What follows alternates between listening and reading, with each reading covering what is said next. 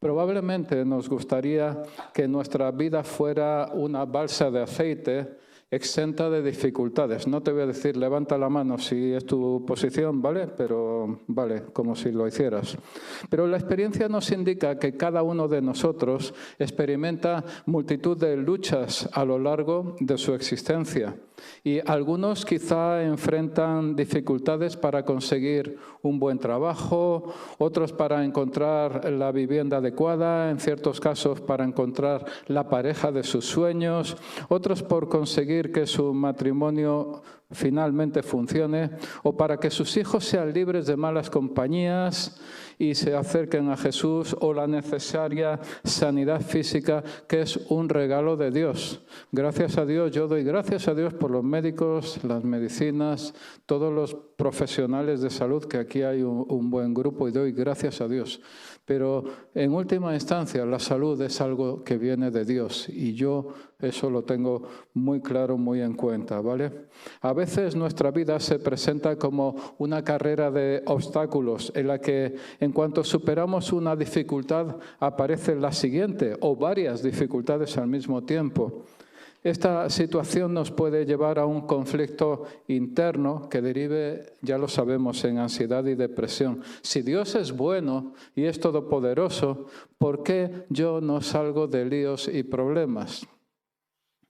Ciertamente es el tipo de conflicto que se encontró el profeta Habacuc, uno de los llamados profetas menores. Habacuc 1:2 afirma: ¿hasta cuándo, oh Señor, pediré ayuda y no escucharás? Clamaré a ti violencia y no salvarás. Él observó en primera línea la situación de Israel en la época: iniquidad, opresión, violencia y perversión de la justicia. Pero de esta frustración gigantesca que él estaba experimentando surgió una de las joyas más conocidas y valoradas de la Biblia. En Habacuc 2:4 dice: el justo por su fe vivirá. Y esta cita aparece también en Romanos, en Gálatas y en Hebreos, nada menos que 3 veces citado un versículo del Antiguo Testamento en el Nuevo. Sin embargo, yo quiero llamar la atención sobre algo concreto. Habacuc dice: el justo por su fe vivirá. Pero Romanos, Gálatas y Hebreos dicen: el justo por la fe vivirá. Y los dos no se oponen, sino que son complementarios. Es su fe, es tu fe privada, es tu fe particular, pero al mismo tiempo es la fe en Dios, la fe en la palabra de Dios, la fe en los milagros de Dios, la fe en las promesas de Dios. Y es que las tribulaciones o los problemas nos llevan o nos deberían llevar a buscar a Dios. El Salmo 27:8 afirma: mi corazón ha dicho de ti, buscad mi rostro, tu rostro buscaré, oh Yahvé. Por cierto, este Salmo de David empieza: Yahvé es mi luz y mi salvación, ¿de quién temeré? Yahvé es la fortaleza de mi vida, ¿de quién he de atemorizarme? Detengámonos un momento en la experiencia del apóstol Pablo en 2 de Corintios. ¿Son ellos hebreos? Yo también. ¿Son israelitas? Yo también. ¿Son descendientes de Abraham? Yo también. ¿Son servidores de Cristo? Hablo como si hubiera perdido el juicio. Yo más. En muchos más trabajos, en muchas más cárceles, en azotes un sinnúmero de veces, a menudo en peligros de muerte. 5 veces he recibido de los judíos 39 azotes. 3 veces he sido golpeado con varas. 1 vez fui apedreado, 3 veces naufragué y he pasado una noche y un día en lo profundo. Con frecuencia en viajes, en peligros de ríos, peligros de salteadores, peligros de mis compatriotas, peligros de los gentiles, peligros en la ciudad, peligros en el desierto, peligros en el mar, peligros entre falsos hermanos, en trabajos y fatigas, en muchas noches de desvelo, en hambre y sed, a menudo sin comida, en frío y desnudez. Además de tales cosas externas, está sobre mí la presión cotidiana de la preocupación por todas las iglesias. Con toda probabilidad, El tiempo transcurrido en las experiencias de Pablo que acabamos de leer no llegaba a los 25 años y aún le quedaban más de 10 años de vida. En ese periodo experimentó como mínimo la amenaza permanente de muerte por parte de los judíos y también de los romanos, no lo vamos a negar. Otro naufragio en el que en el libro de Hechos se afirma que estuvo 14 días a la deriva, 14 días a la deriva en medio de una tormenta gigantesca en el Mediterráneo y la mordedura de una víbora. Ahora, si tú piensas, a veces pensamos, si tú sigues la voluntad de Dios, todo te va a salir maravilloso. No solo el final, sino cada uno de los pasos. Pero entonces llegarías a la conclusión de que el pobre Pablo estaba absolutamente fuera de la voluntad de Dios por haber experimentado todo lo que estaba experimentando. Más aún, quiero recordaros que hay un pasaje en el Evangelio en el que Jesús le dice a los discípulos que cruzaran en barca al otro lado del mar de Galilea. Y en medio de ese cruce surgió una tormenta de forma que los discípulos estaban convencidos de que iban a morir. ¿Vale? Jesús apareció y los rescató. Entonces, una orden directa de Jesús cruzada allí y una tempestad que creían que se iban a morir. Por lo tanto, no es tan simple el tema de si las cosas te están yendo más bien o menos bien a lo largo de tu vida o en lo que estás haciendo o no haciendo la voluntad de Dios. Porque el caso de los discípulos está clarísimo, una orden directa de Jesús y se morían. Al final sí va a ir todo bien, pero los pasos intermedios hace falta discernimiento de parte de Dios y para eso hay que mantenerse cerca de Él. El reconocimiento y la aceptación de nuestra propia incapacidad en sinceridad delante de Dios es condición necesaria para que se abra la compuerta de la bendición de Dios sobre nosotros. Y he citado hace un momento a Habacuc. El último capítulo de este libro, Habacuc 3:19, dice así: El Señor Dios es mi fortaleza, mejor aún, Yahvé Dios es mi fortaleza. También hemos citado a Pablo las difíciles experiencias que le tocó vivir. ¿Recuerdas su proclamación en Filipenses 4:13? Uno de los versículos más conocidos de la Biblia. Todo lo puedo en Cristo que me fortalece, ¿vale? Pero esto no sucede porque sí.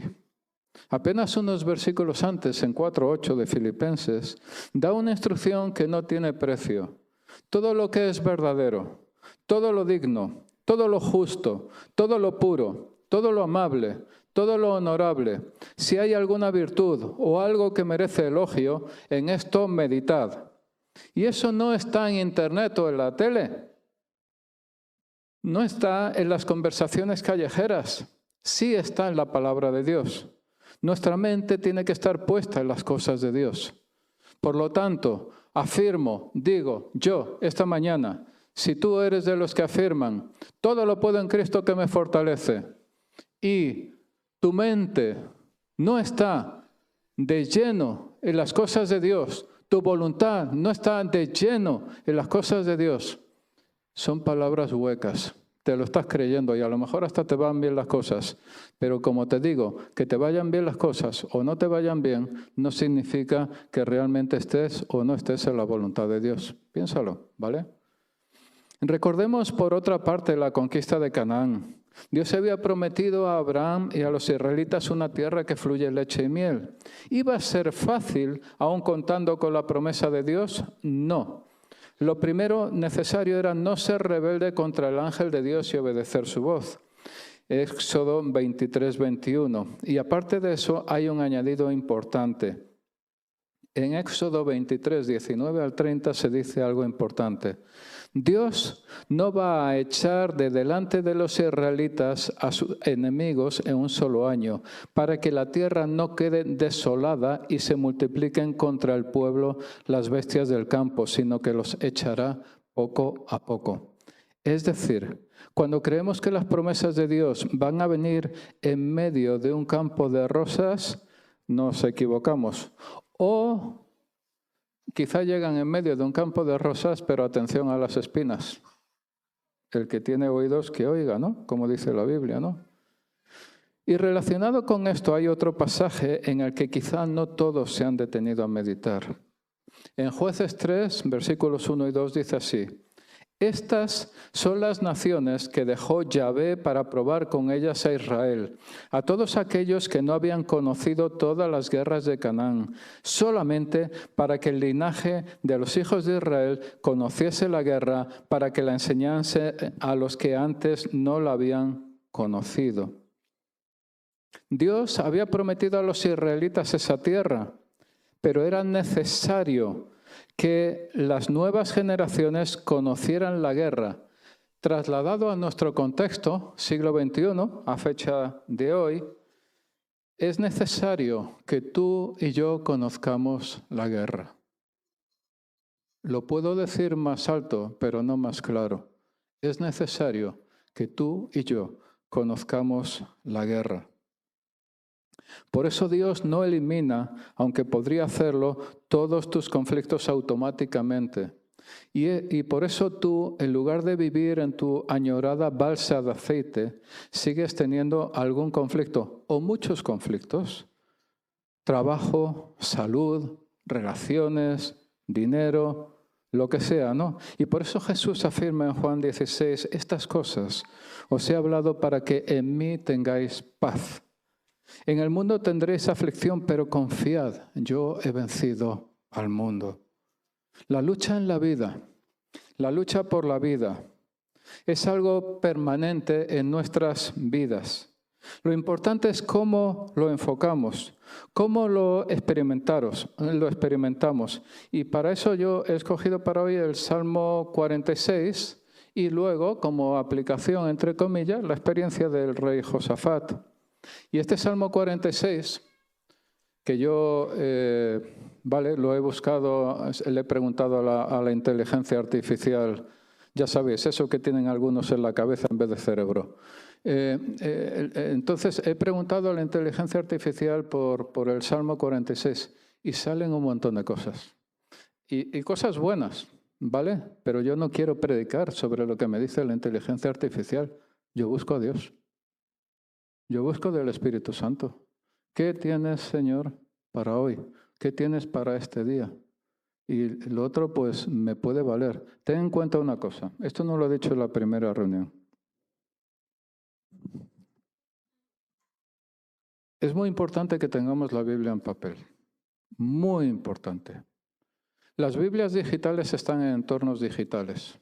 Y yo la uso. Yo uso del teléfono, así como un señor. La uso un montón para búsquedas, para referencias y para lecturas.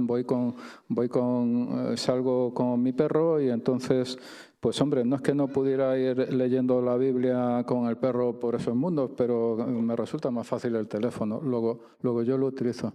Pero estando en entornos digitales, es muy fácil que cualquier día, hoy, mañana o dentro de 20 años o lo que sea, alguien empiece a meter algoritmos extraños sobre el texto, sobre las versiones digitales de la Biblia que están colgadas en Internet. Amigo, te puedes encontrar con eso dentro de un tiempo. Yo no soy profeta, pero investigo mi tiempo.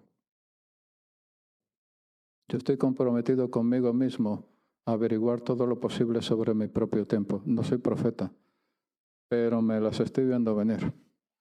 ¿Vale? Entonces,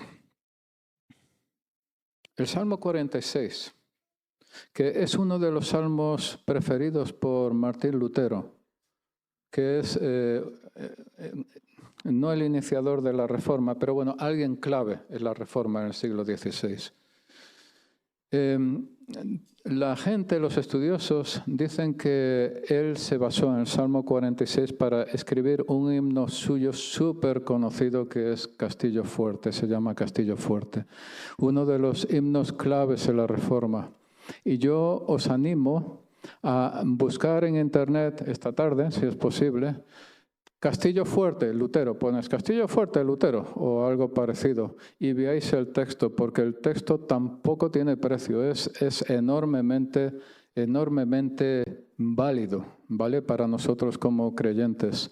Y lo único, la música, quizás si lo lees sin música, mejor todavía. Resulta que los salmos, que es poesía hebrea, pues tenían música, ¿vale?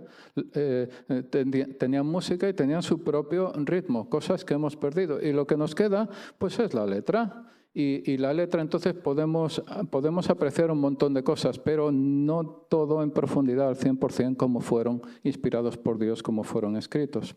Y quiero pedir que la primera diapositiva, vaya a pantalla, la primera diapositiva del Salmo 46. El Salmo 46 tiene 3 estrofas. Y cada una de ellas acaba con esa palabra que es un poco rara que pone al final, que es Selah. Y Selah significa para un momento de leer y medita ese momentito sobre lo que hay arriba. Eso es lo que significa Selah, ¿vale? Ahora, este salmo, el mensaje de este salmo es que Dios proporciona estabilidad a su pueblo ante las amenazas que se ciernen sobre él. La tierra y los montes que se consideran símbolos de estabilidad, en un terremoto, ya sabe lo que puede pasar, en un terremoto una isla puede aparecer o desaparecer, puede ser tremendo un terremoto, ¿no? Entonces, en un terremoto interno o externo, no temeremos. Eso es el mensaje de parte de Dios. Y dice aquí, empieza Dios, lo he puesto en Reina Valera 2020, Dios es nuestro amparo y fortaleza, nuestro pronto auxilio en las tribulaciones. Y he buscado, ¿qué significa pronto auxilio? ¿No? Pronto auxilio. Pues significa que aquel que te puede dar ayuda, que es Dios, está totalmente centrado en ti y en ese problema, esa dificultad que tú estás viviendo, totalmente centrado, no está distraído, no está pensando en ir a merendar, está totalmente centrado de forma que nada se le escapa y nada se le va a escapar de tu propia situación, ¿de acuerdo? Eso significa pronto auxilio. El 2 dice, por tanto, no temeremos aunque la tierra sea removida y se traspasen los montes al corazón del mar, aunque bramen y se turben sus aguas y tiemblen los montes a causa de su braveza. Y es que aunque bramen y se turben sus aguas, no van a pasar porque se van a encontrar la fortaleza de Dios para un cristiano que se planta delante de Dios, Señor, yo te necesito. Y aquí dice Selah. Entonces, medita un momento sobre esta estrofa. Pasemos a la segunda estrofa. Del río las corrientes alegran la ciudad de Dios.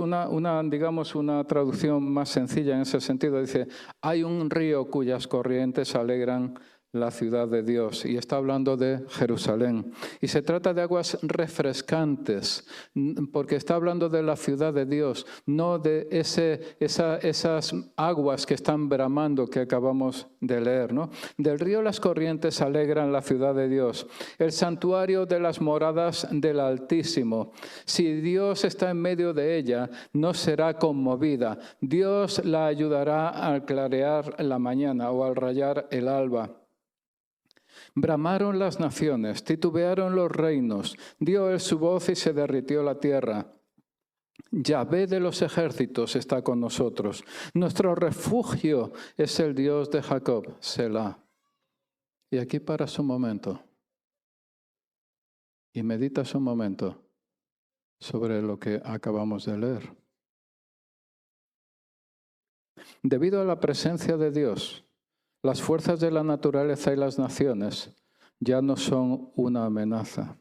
Y cuando aquí está hablando en el versículo 5 que Dios está en medio de ella y no será conmovida, y está hablando de Jerusalén en primer término, yo te quiero recordar que Romanos capítulo 10, versículo 9 dice, si confesares con tu boca que Jesús es el Señor y creyeres en tu corazón que Dios le levantó de los muertos, serás salvo. Y creyeres en tu corazón.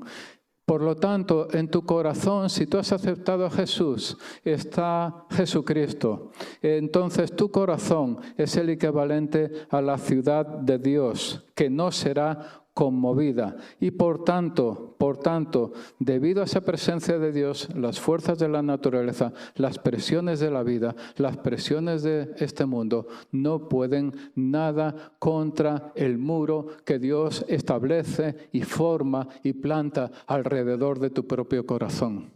Pero tienes que pensar en todo lo honesto, en todo lo bueno, en todo lo amable. Tienes que estar delante de Dios. Vayamos a la tercera estrofa.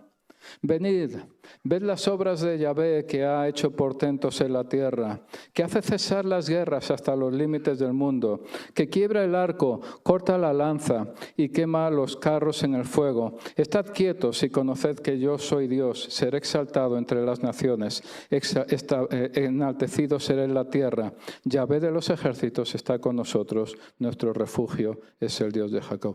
Selah. Podéis observar que el versículo 7 y el 11, bueno, no lo tenéis en pantalla, el 11 sí, es lo mismo. Yahvé de los ejércitos está con nosotros, nuestro refugio es el Dios de Jacob. Y también quiero recordar que cuando dice, estad quietos y conoced que yo soy Dios, quisiera recordar Isaías 30:15. Este salmo, todo indica que está escrito en la época de Josafat. ¿Vale? En la época de Josafat es aproximadamente el siglo IX a.C. y es también, Israel se dividió en dos reinos, el del norte y el del sur. Josafat es rey del reino de Judá y en el reino de Israel en aquel tiempo estaba el profeta Elías, nada menos, asociado con la venida de Jesucristo. Elías, nada menos. Y era el tiempo de una pareja de reyes, símbolo de la maldad, Acab y Jezabel. Jezabel es símbolo de todo lo peor de la maldad pura en la Biblia. Es ese tiempo, ¿no? Cuando el versículo 10, estad quietos y conoced que yo soy Dios, me recuerda sin remedio a Isaías 30:15. Isaías 30:15 que dice, en quietud y en confianza será vuestra fortaleza. En quietud y en confianza será vuestra fortaleza. ¿Vale? Entonces, nuestra propia vida tiene que tomar nota de todas estas cosas, porque hay un lugar a donde nosotros podemos luchar. Hay un nivel en el que nosotros podemos pelearnos, pero sobre todo eso tenemos que buscar a Dios. Y vamos a ver esa experiencia de Josafat en 2 Crónicas 20. Josafat afrontó las mismas opciones que todos nosotros encaramos en una crisis. Rendirnos, dar un paso atrás o luchar. Rendirnos, dar un paso atrás o luchar en una crisis importante. Vamos a la primera diapositiva. Es que son muchos versículos y por eso no he querido ir poniendo versículo tras versículo, que sería demasiado en pantalla. Entonces he pedido que producción ponga algunas diapositivas. Fue dado aviso a Josafat de que iba contra él una gran multitud en el versículo 2. Luego Josafat tuvo miedo y se dispuso a buscar al Señor. El miedo es una emoción primaria y que no haya experimentado esa emoción primaria, no te voy a decir que levantes la mano porque te iba a salir la nariz como Pinocho, iba a dar aquí en la pantalla. Y proclamó ayuno en todo Judá. Judá tuvo miedo y se dispuso a buscar al Señor y proclamó ayuno en todo Judá. Recordó la promesa de Dios.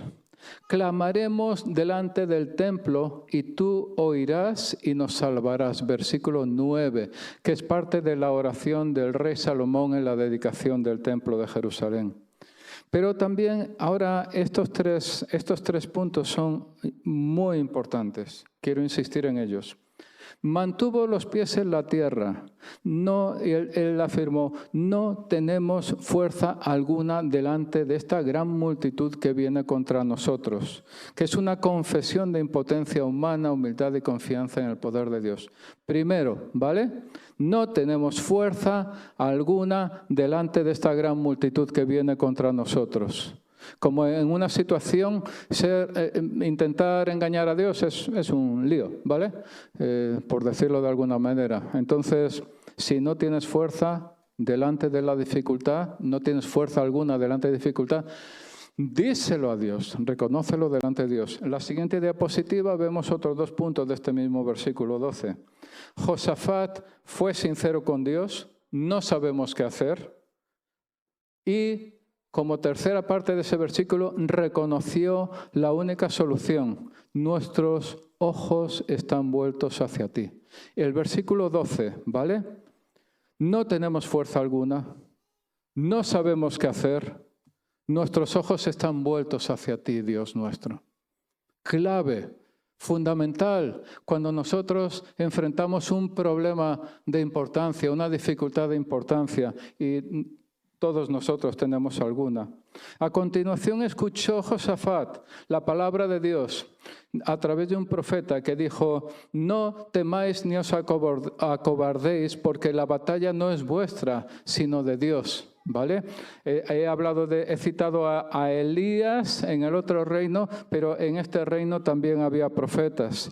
No temáis ni os acobardéis porque la batalla no es vuestra, sino de Dios. Y Josafat estuvo dispuesto a obedecer a Dios. No necesitáis pelear esta batalla. Apostaos y estad quietos y ved la salvación del Señor con vosotros. Siguiente diapositiva, vamos a la siguiente. Josafat se humilló en actitud de adoración, se postró delante del Señor y los levitas adoraron al Señor en voz muy alta. ¿Vale? Los levitas por sí mismos era una de sus funciones alabar a Dios. Empezaron a adorar en voz muy alta. Josafat exhortó al pueblo y les dijo, confiad en el Señor, y esto es muy importante también. Confiad en el Señor vuestro Dios y estaréis seguros. Confiad en sus profetas y triunfaréis. Confiad en el Señor vuestro Dios y estaréis seguros. Confiad en sus profetas y triunfaréis. Lo primero, la alabanza a Dios. Josafat designó a algunos que cantaran al Señor y a algunos que le alabaran en vestiduras santas conforme salían delante del ejército y que dijeran, dad gracias al Señor porque para siempre es su misericordia. Dad gracias al Señor porque para siempre es su misericordia. ¿Recordáis que Jesús, cuando estaba en la cruz, al punto de morir, dijo, Elí, Elí, lama sabactani, que dice, Dios mío, ¿por qué me has desamparado? Ese es el primer versículo de un salmo, que un par de versículos después dice, Dios habita entre las alabanzas de Israel. Y puedes decir, si Dios habita entre las alabanzas de Israel, Dios habita entre mis alabanzas. Yo puedo ir delante de Él con confianza. La diapositiva siguiente dice que los enemigos se destruyeron unos a otros. Dios es nuestro amparo y fortaleza, nuestro pronto auxilio en las tribulaciones. Por tanto, no temeremos. Dios está en medio de nosotros, nos ayudará al rayar el alba. Estad quietos y conoced que Él es Dios. Será exaltado entre las naciones, enaltecido será en la tierra. Yahvé de los ejércitos está con nosotros. Nuestro refugio es el Dios de Jacob.